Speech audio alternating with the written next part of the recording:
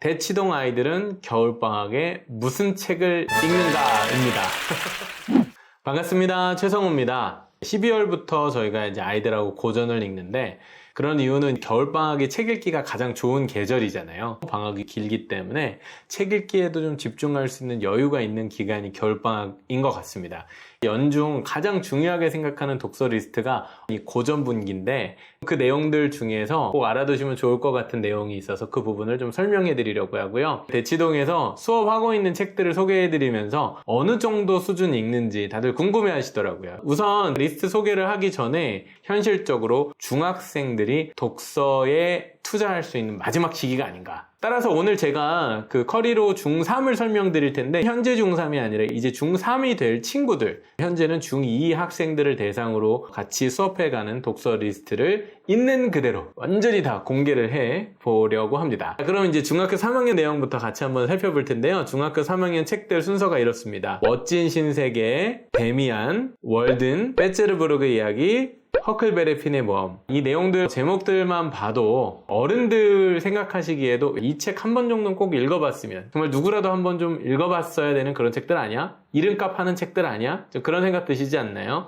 이 멋진 신세계라는 책 같은 경우에는 어떻게 보면 언론에서도 많이 다뤄졌고, 영화의 소재라든지 이 책을 읽고 뭐 경험했던 많은 분들의 이야기 때문에 너무너무 유명한 책이죠. 이 책이 첫 번째로 있는 이유는 바로 무엇 때문이냐면, 이 책이 굉장히 재밌기 때문에 그래요. 고전분기로 들어가는 책들 중에 항상 첫 번째 책은 아이들이 흥미를 돋을 만한, 이제 억지로 예를 들면 이제 저희가 수업 때문에 아이들이랑 책을 읽어야 된다 하면 평소에 책을 좋아하지 않았던 아이들은 이제 재미없어 하잖아요. 그런 아이들도 그냥 억지로 첫 책을 딱 맡겼을 때, 오? 이거 엄청 재밌네, 이런 경험이 나야 됩니다. 그런 의미에서 거의 실패가 없는 책을 저희가 첫 책으로 쓰고, 그 분기에 있는 여러 책들 중에 가장 쉽게 접근할 수 있는 책을 쓰는데, 중3으로 이제 넘어가는 겨울방학을 맞이하는 친구들이 이 책들을 읽습니다. 데미안이 그 뒤에 있는데요. 헤르만 헤세의 너무 대표적인 이 청소년기 시기를 다루고 있는 성장소설이죠. 이 데미안이라는 책은 사실 중2 학생들까지는 조금 소화하기가 어려운 여러 가지 문학적 상징들도 많이 담겨 있고, 또 이 청소년이 어른으로 이제 변화해가는 어떤 시기를, 심리적인 묘사들을 되게 깊이 있게 다루고 있기 때문에 중2나 중1 정도 되는 수준에서는 이게 무슨 얘기야? 이러는 경우가 많은데, 1년 차이지만 중3으로 넘어가는 이 시기쯤 이 책을 보면 공감하기도 하면서 이 책의 주제의식을 충분히 이해할 수 있습니다. 그 외에 이제 월든이라는 책 같은 경우는 이제 사실은 성인들이 보기에도 굉장히 어렵고 내용들이 굉장히 어떻게 보면 좀 깊이가 있죠. 이 책 같은 경우도 이제 학생들이 읽을 수 있는 수준에서 이 도들새김이라는 출판사에서 이제 나온 책으로 아이들이 이제 우리가 살고 있는 사회 문명, 자본주의 사회를 조금 객관적 거리두기 할 수 있도록 지적인 자극을 굉장히 많이 주는 책인데, 굉장히 어려울까봐 걱정을 하지만 아이들은 굉장히 재밌게 읽는 그런 작품 되겠습니다. 저희는 대부분 이 책들을 거의 최소 2주 정도에 걸쳐서 나누어서 읽어가는데, 그렇게 천천히 읽는 이유가 있다면, 이 책을 그냥 후루룩 그냥 뭐 요약해서 내용이 뭐 어떤 것이든데 이런 걸 아는 게 중요한 게 아니라, 그 안에 담겨있는 이 저자의 생각, 어쩌면 이 책들이 이렇게 오래도록 많은 사람들에게 사랑받고 있는 중요한 주제의식이 무엇인지를 다루기 때문에 이 책들을 저희가 수업하고 있습니다.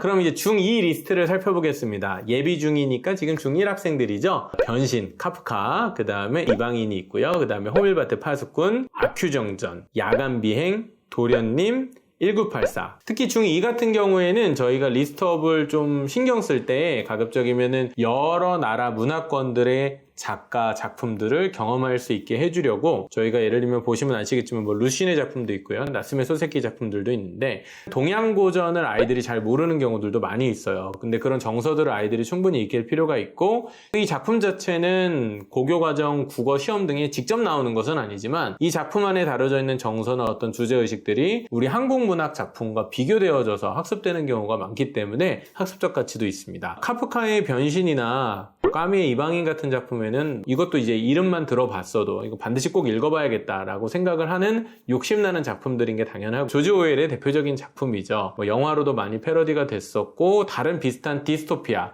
미래의 모습을 좀 부정적으로 다루고 있는 어떤 통제사회, 감시사회를 다루는 주제들에 항상 대표적으로 언급되는 작품들인데, 이 작품들을 좀 미리 접하고 전체 주제의식을 알면 사실 고등학교에 가서 이런 주제를 논술 문제에서 다루기도 하고, 예를 들면 비문학, 사회지문, 법이나 이런 어떤 지문에서 다루었을 때, 아, 감시사회, 통제사회, 어떤 문제인지 충분히 이해하는데 굉장히 큰 자양분이 되는 작품입니다. 무엇보다 중요한 건 중2 리스트들은 정말 걸을 타선이 없다. 어느 것 하나도 재미없는 게 없어서 모든 아이들의 굉장히 이제 열렬한 반응을 이끌어내는 책들인 것 같습니다.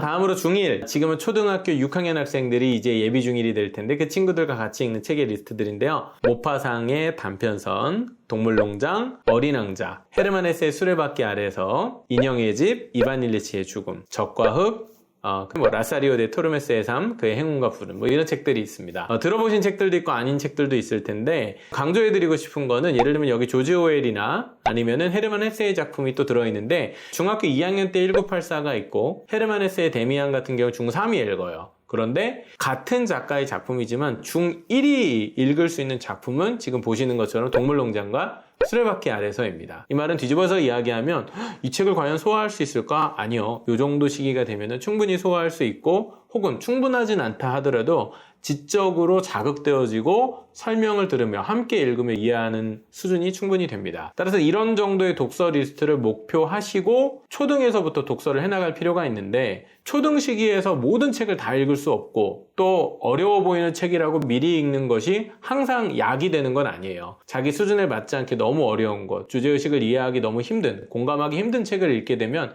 굉장히 어렵죠. 동일한 작가의 작품인 경우에도 그렇습니다. 직접 부모님께서 이 책들을 다 읽어보시진 않으셨더라도 저희가 가지고 있는 이 리스트들을 참고하셔서 겨울방학 동안에 예비 중1이 이 정도 읽어야 되는구나, 예비 중3은 이 정도까지 갈 수 있겠구나, 이렇게 한번 좀 목표해 보시면 좋겠고요. 물론 이 책들이 아주 쉽다는 건 아닙니다. 하지만 읽고 곱씹었을 때 그 안에 굉장히 재미있는 내용이 많이 담겨 있는 책들이기 때문에 겨울방학에 꼭 한번 도전해 보셨으면 좋겠습니다.